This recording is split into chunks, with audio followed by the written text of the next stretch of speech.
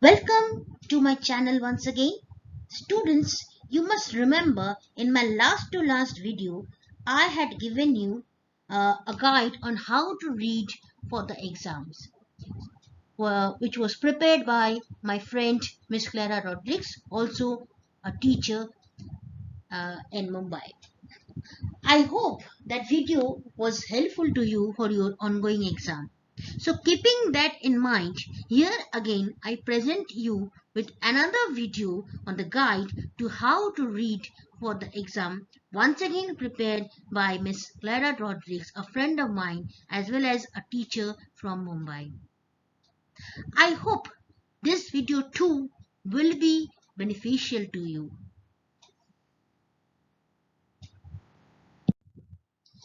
So let's open the door to the guide to how to read for the exams.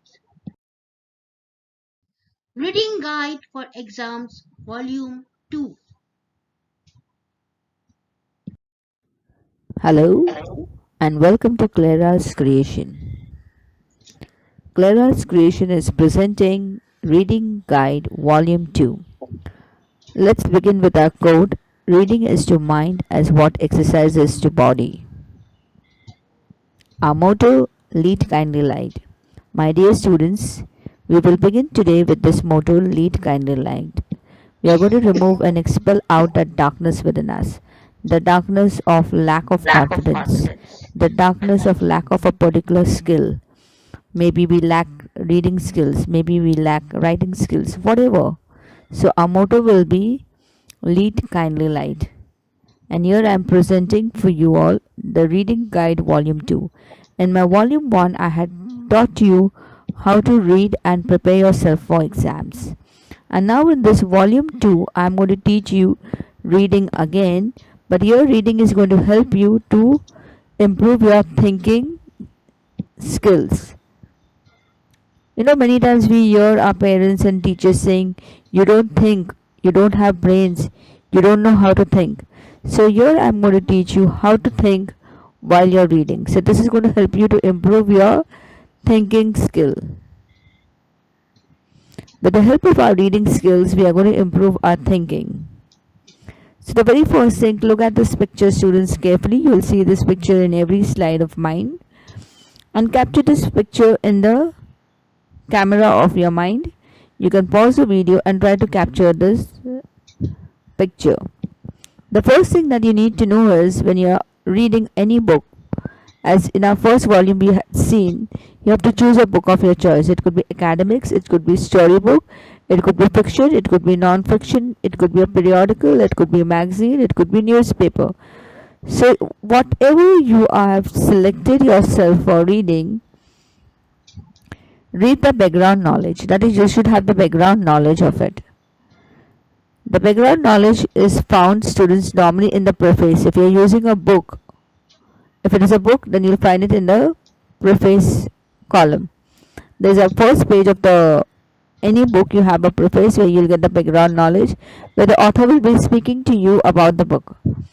Then as you're reading the book, ask questions. So keep a pencil handy with you. Ask questions as you read the book. Ask questions. In my last class, I said I do not expect you to read the full book. If you read one page, it is sufficient for me. But now I want you to go one step further and I want you to read one unit. So you should have the background knowledge of that unit. So means if you're preparing for your test or exams, the previous knowledge of your other lessons. Then ask question. Identify the author's purpose. Why do you think the author must have written this book? Now this is applicable in your languages. When you're studying a particular chapter in your languages, try to identify the purpose behind the story written by the author. Identify the main idea. So I repeat, the first 4 pictures we have taken of the reading skill: background knowledge, ask questions, identify the purpose, and identify the main idea. I go slow again. Read the background knowledge. You'll find the background knowledge in the preface.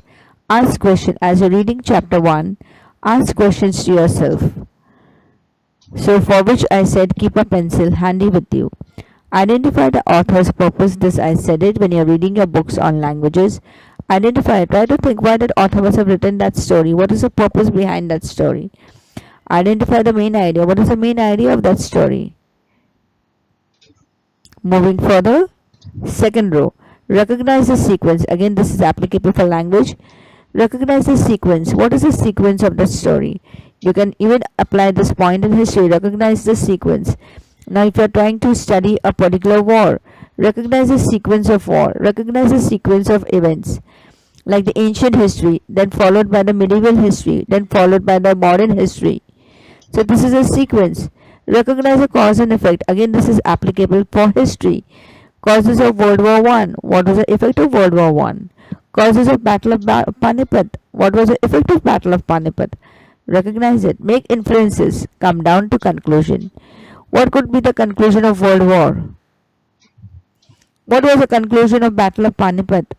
Maybe some treaty was signed. Maybe a negotiable,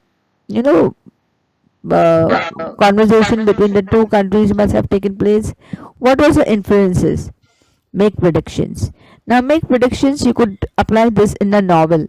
When you're reading a novel, you can apply make predictions. You know, the next chapter, what can happen?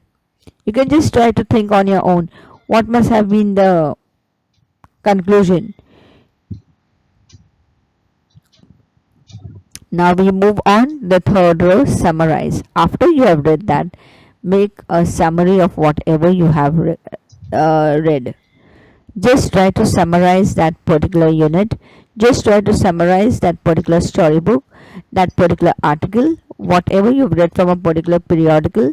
This is not only for your exams, but this you are applying it at the second level. There are higher level where you'll be applying it everywhere. Like when you're having a library period and you have to read a storybook given in your library book, you can even apply over there. Distinguish between the facts and the opinion. Now this can be applied in history. What are the facts? Gather facts and information. And sometimes you find the opinion of the different historians or the writers. So try to differentiate between them. Do not get confused. Find the facts out and the details. Find out the facts. What are the facts? Again, this is applicable in history. Find out the facts behind a particular event. Say Russian Revolution, French Revolution. Find out the facts out and then the details. Recognize it. Compare and contrast. Compare Russian Revolution with French Revolution. Compare and contrast and try to show what are the differences. Figure it out. Have you got it, students? And then I come to the last row, make connections. Try to connect the chapter 1 with chapter 2. What connections you are having? What connections can you make? Visualize. When you are reading a particular storybook, try to visualize that. Imagine that something is taking place before your eyes. Just close your eyes and try to imagine. Now say for example, I want to read Russian Revolution. Try to imagine that you are living in that particular century and it's taking place now. And still if you haven't understood, reread it.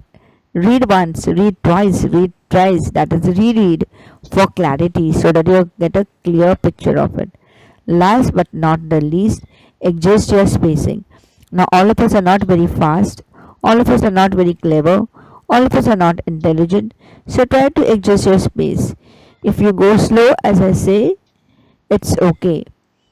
So try to adjust your space and do it. So apply all these points that are given here. In total we are having how many images? First row 4 image, second row 4 image, third row 4 image and fourth row. So total 16 images. That means 16 points I have discussed with you. Try to apply this. I said it earlier, this will help you to improve your thinking capacity. So wear on your thinking cap and apply all these points or these views that I have shared with you. Hope it is beneficial for you. Thank you for watching. Have a pleasant day.